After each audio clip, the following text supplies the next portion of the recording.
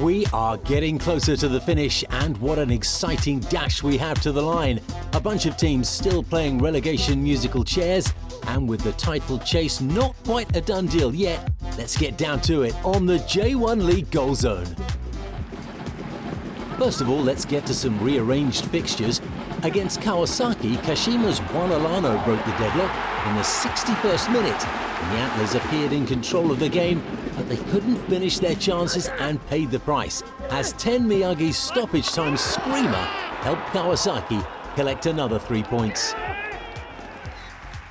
Jakob Schwierschok continues his scoring form.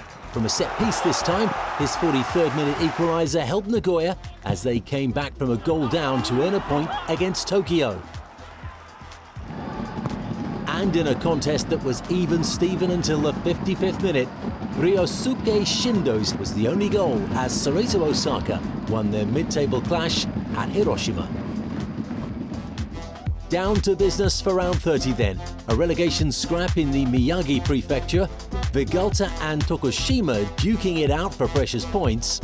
Title-chasing Marinos facing their relegation-threatened city rivals in the Yokohama derby, while league leaders Kawasaki hosted Shonan. Shimizu ended a 9-game winless run last time out when they beat Vegalta, but this would be a tougher task as they hosted Kobe, a side with one loss in their last 5 outings. It was the visitors who had the better start. Yuya Osako's cross finding Yoshinori Muto, but his header takes a defensive deflection past the goalkeeper for the opening goal. The home side were desperate to get back into this one. 11 minutes before the break, Kenta Nishizawa's cross finds Thiago Santana. He directs his header well, but Hiroki Ikura with a fine save. Santana would have a second chance 2 minutes before the break, meeting Teruki Hara's cross, but from point-blank range puts this one over the bar. The home team continued their assault in the second half. In the 51st minute, Kenta Nishizawa cuts inside, his right-footed shot clipping the foot of the post. But Kobe would seal the deal in the 87th minute. When the ball was pulled back for Leo Osaki, he pulled the trigger, but the goalkeeper really ought to have done better. The visitors win this one by 2-0. There was a relegation scrap in Sendai with two teams struggling to stay afloat. A massive opportunity for one of them to get closer to safety, while the other would be left with a steeper uphill climb out of the drop zone. And it only took Vegalta 7 seconds to have their first shot of the game. Shuhei Akasaki with a somewhat ambitious effort. Yet more ambition 30 minutes later. Tokuma Suzuki trying his luck from fully 40 yards. Into the second half now, and Vegalta's Koji Hachisuka whips in across. Keiman Togashi with a header that's just over the bar. 40 yards out last time, 35 this time, but the same result for Suzuki here in the 65th minute. The only goal of the game would come in the final minute. Mushaka Bakenga's header, brilliantly saved by Jakub Slowik, but he couldn't prevent the rebound from being buried by Hidenori Ishii. Tokyo produced a solid display to hold Nagoya earlier in the week, and would be hoping to build on that effort as Urawa came to town. The visitors were on a 9-game unbeaten run and playing with plenty of confidence as they inch closer to third spot. Paul Macefield has your commentary. For Kasper Junker. Big long diagonal ball, it's not a bad one either, and it's a real early opportunity.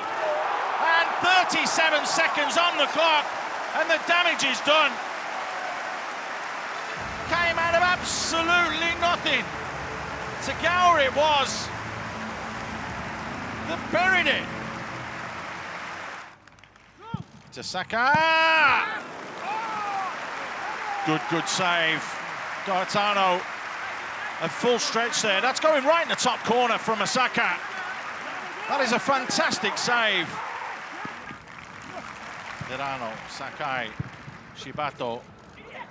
Hirano, Sakai! Flag's gone up though. Lovely build-up play down that right-hand flank. Does Sakai stray offside? No. He's onside there, clearly onside when that ball was played. They've looked at the screen, and the goal's been given. The goal has been given, and that is quite rightly so.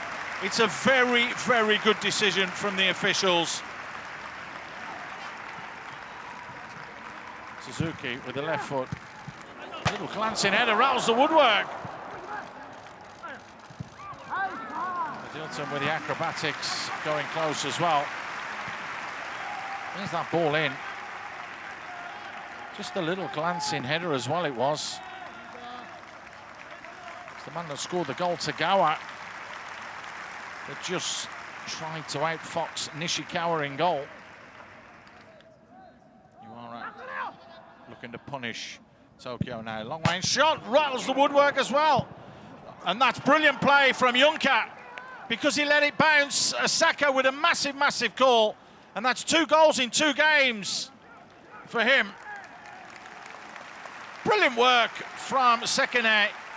Created that yard for himself, and there's the call. Juncker was about to try and turn and hit it.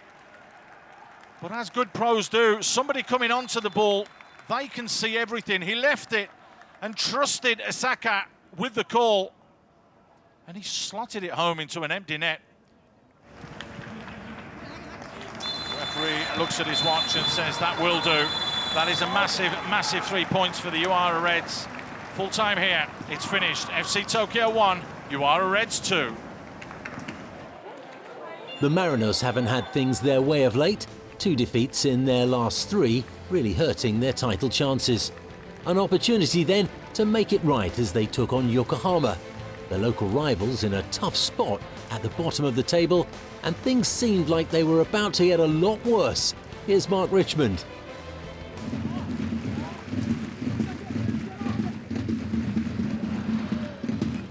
Out to the pitch, almost caught out Takaoka with a very cute effort at the near post.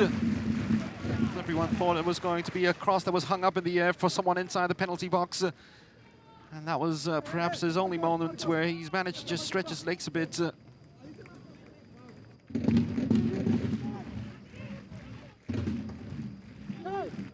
Fed in behind the defense, Rio Jaman is onside. Oh, it's a lovely pullback! Saulo has scored!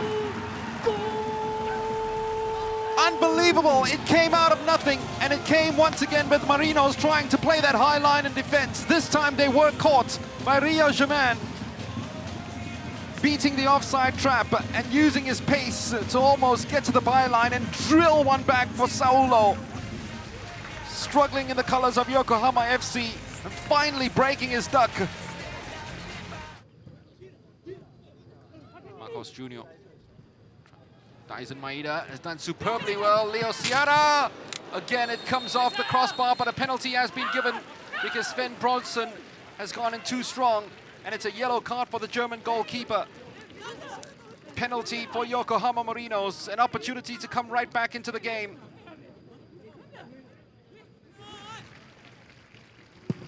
Oh, Broderson was so close to getting to it, but that penalty was too good, way too good. Another Marcos Jr. penalty, another success as he brings Yokohama Marinos right back into this. 1-1. Saulo looks very convincing in holding this one up. Oh, it's a horrible challenge that came in on him. That's going to be a yellow card. The Yokohama Marinos bench jumped up as well for that. Saulo was trying to be very naughty. Is that Watanabe? If it's Watanabe, it might be a second yellow. It looks like it is Watanabe. If it is Watanabe, it's going to be a second yellow, which will result in a red. And it is a red card. It's the 3rd red card that Yosuke Araki's had to show this season. Koike. Ogihara threaded it brilliantly through to Daisen Maeda. Splendid goal. Defense fell asleep, and Daisen Maeda has punished them yet again. Goal number 16 in what has been a super fruitful season.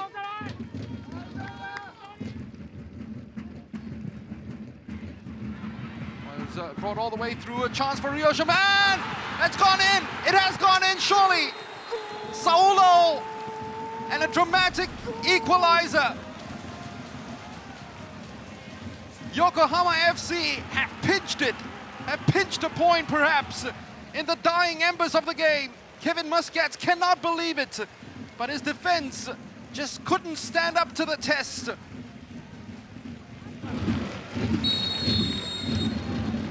What an end to this football match. What a football match we've had. It took some time to get going. It ends 2-2 here at the NHK Spring Stadium.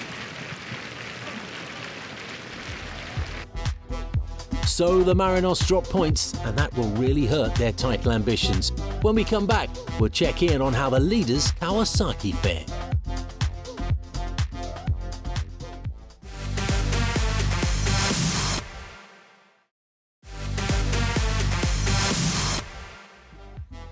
With only 8 more rounds left of the season, some teams need to fight for survival to play top-flight football next season. But also up for grabs, the coveted AFC Champions League qualification spots. And we check in now on one of the hopefuls. Hot on the hunt for third, Sagan had been on a solid run of form lately, only 2 losses in their last 10. Their opponents had been on a good showing of their own, 4 games without defeat, and scoring in every one of those. Just 9 minutes in here and Sagan on the attack.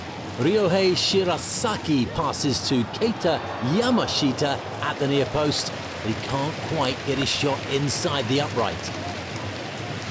Dead ball opportunity for Avispa in the 27th minute. Eduardo's free kick just over the apex. 9 minutes from the half and Yamashita tries from distance. It might have been going wide, but Masaki Murakami made sure it wasn't going in. 4 minutes from the break and Takaki Shichi collects the goal kick, heads the ball onto Juanma Delgado, who races through for the opening goal of the contest. But Sagan would get their equaliser just a few minutes later, or would they? Yoshihiro Nakano picks out Kei Koizumi. Yamashita puts the ball in the net. VAR judges him to have been offside, but it looked like he was behind the ball when it was played to him. 68 minutes in and Avispa are on the attack. Yuya Yamagishi looks as if he might have overdone it. In the end, the defender plays it off Yamagishi's leg and they're 2-0 up. Much more assured football from them though in the 94th minute.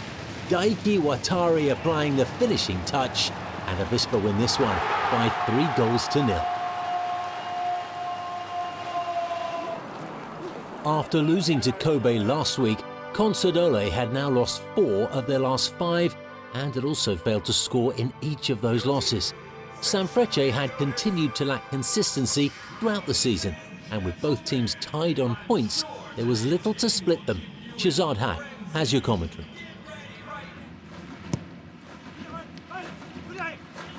Bobbling round, they can't clear their lines. Douglas Oliveira, and it's pounced on immediately. Well, poor defending.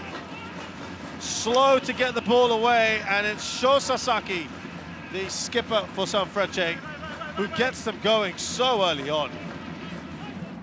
Here's Komai.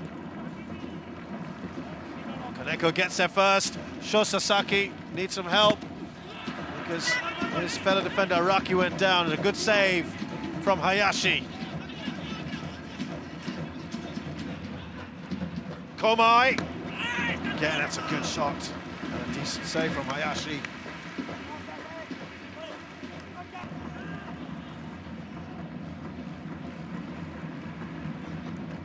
Touch on from Douglas. Surely now.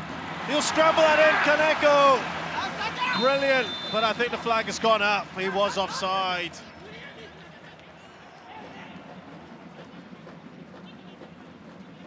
Certainly offside, but it came off a defender.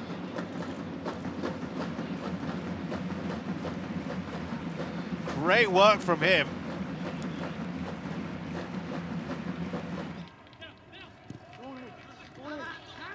Fuji looks up. Takes it first time, becomes off the crossbar from Douglas Vieira's deflected shot.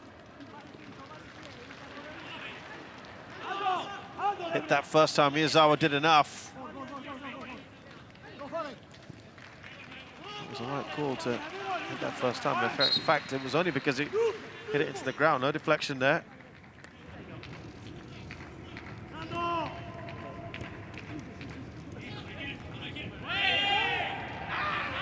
He goes down dramatically, Douglas Vieira.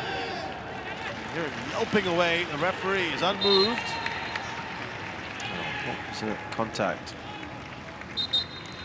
Oh, yes. Wow, that did look to be a foul from Suga. Big run up from Douglas Vieira, then a stutter. Oh, he's just about got in there. That's all that matters. The goalkeeper, Sugeno, guessing the right way.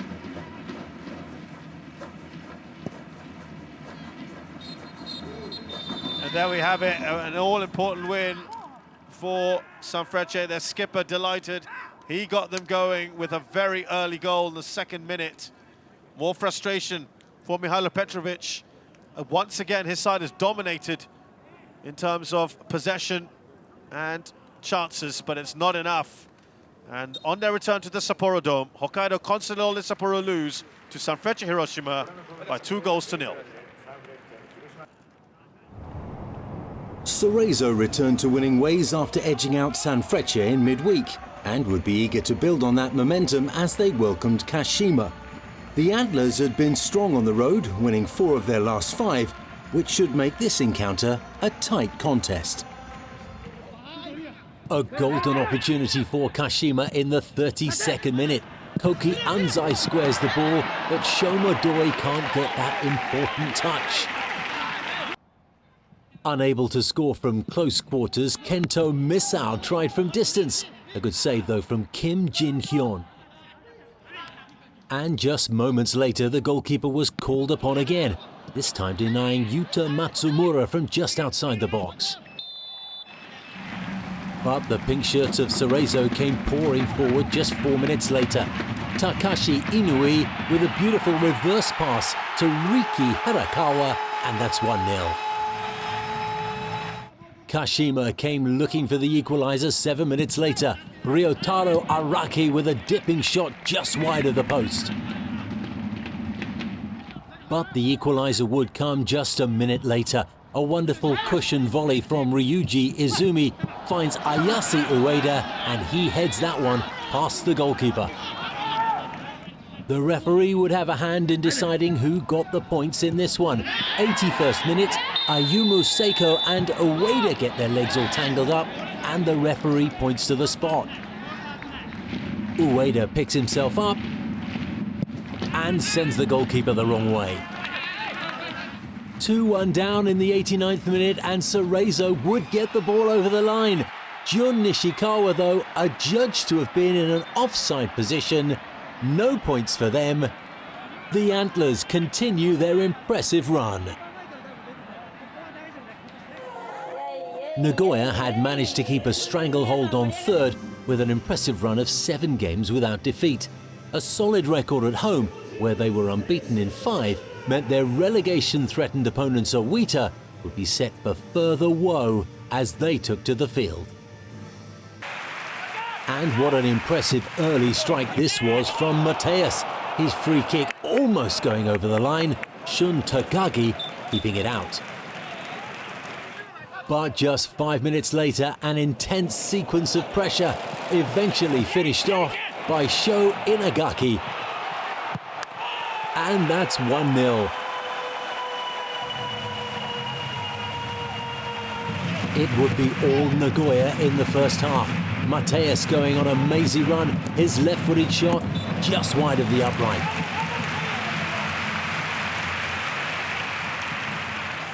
His colleague Ryoya Morishita going close just 8 minutes later, this time the other side of the goal. Into the second half, and Mateus once again causing trouble from distance. From the dead ball, another dipping effort that was going wide. Not many chances to speak of for Oita. Shun Nagasawa with the best of them.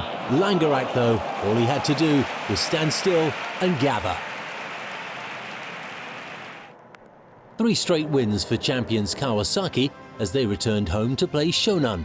A real concern for another relegation trouble side then, who'd won only 1 in their last 10, and Frontale looked likely to compound their misery. Slack marking allowed Yu Kobayashi with an early effort. Only good goalkeeping from Kosai Tani kept the scores level after 10 minutes. But it was Shonan who would take a surprise lead just 5 minutes later. Yuki Ohashi pulling the ball back from the byline to find Satoshi Tanaka, and he ghosts in for the early goal. Just seconds later and they were almost 2 up. Taiyo Hiraoki with the through ball. Ohashi can't beat the goalkeeper. Normal service resumed though 20 minutes into the second half. A wonderful cross from Miki Yamane. Ryo Hatate rises high, and that's 1-1. Having been in the points for the bulk of the game, Shonan would have been sickened to see a winner in the 94th minute. Akihiro Ianaga with the cross, and Kei Shinen ensures another win for Frontale. It was quite possible for Gamba, who were on a 4-game losing streak, to come unstuck again as they took on Kashiwa. The away side had won their last 4 on the road and would love to bag 3 points more to distance themselves further from the drop zone. But what a start this was for Gamba. Direct from the free kick, Takashi Usami puts it in the danger zone. It misses everyone and goes in at the far post. With 87 minutes still to play, it looked like Gamba would have to defend valiantly, and they had to do so here in the 15th minute. Yusuke Sagawa with the chance, saved by Higashiguchi. And against all odds, here in the 26th minute, as Usami whips the ball in, Shunya Suganuma jumps highest and makes it 2-0 to Gamba. The visitors would clearly have to pull something out of the bag. Takuma Ominami with the knockdown, Mao Hosoya denied by the upright. With 18 minutes left, they began to resort to shots from distance. Yuta Kamiya's effort, but the goalkeeper pushes that one away. But was the comeback on here in the 86th minute? Cristiano on the left, squaring it for Yuta Kamiya, past Higashiguchi, and that's 2-1. Kashiwa piled on the pressure in time added on for stoppages, but they couldn't get the ball over the line, and this is an unlikely win for the home team. Round 30 results for you. Tokushima victorious in their relegation scrap, edging out Vegalta by a goal. Urawa continued their fine form with an away win in Tokyo. The Marinos were held to a draw by their city rivals, taking a big dent in their title ambitions. Avispa took a 3-0 scalp of Sagan, while Nagoya kept up their good run, winning 1-0 against Oita. Kawasaki rescued by a late winner, 2-1 over Shonan, to take another 3 points. Frontale's lead at the top of the table now sits at 9 points, a far cry from a couple of weeks ago when the Marinos were just 1 point behind. Nagoya currently occupying 3rd, but Kobe are right behind them with 2 games in hand. Urawa and Kashima both move up a spot after their wins in this round. The strugglers at the bottom of the table remain in their positions, with Tokushima just a point away from getting out of the relegation zone after taking out Sendai. A heated fight is definitely in store for the home stretch. Do or die for the 4 teams will be relegated at the end of the season. A nail-biting finish to the season for sure then. Stay with us on the J1 League Goal Zone. We'll have all the highlights for you. I'm Steve Dawson, and we'll see you next time.